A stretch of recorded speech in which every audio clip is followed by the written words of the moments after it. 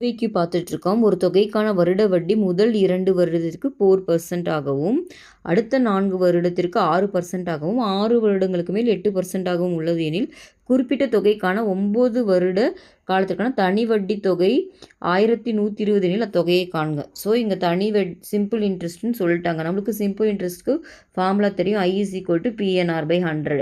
இதில் ஃபஸ்ட்டு 2 இயர்ஸ்க்கு வந்து பார்த்தீங்கன்னா 4%, அடுத்த 4 இயர்ஸ்க்கு 6%, 6 இயர்ஸ்க்கு அப்புறம் அதாவது 2 + 4 6 இயர்ஸ் ஆயிடுச்சு.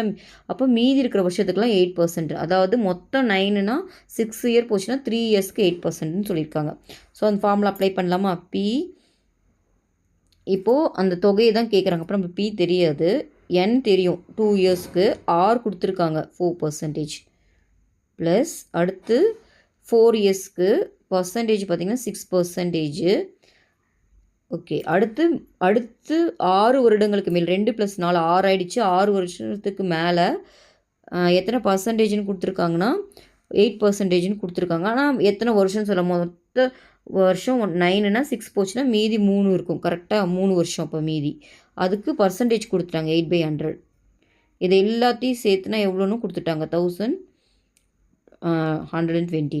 ஓகேவா? இப்போ சிம்பிளிஃபை பண்ணால் நம்மளுக்கு ஆன்சர் கிடச்சிடும். இதை பண்ணிங்கன்னா 8/100 8p/100. இது 4 6 24p/100. இதை மல்டிப்ளை பண்ணிங்க 3 8 24p/100 = 1120. ஓகேவா? ஸோ இப்போ இது எல்லாத்தையும் ஆட் பண்ணலாமா? 48 48 8 56 56p/100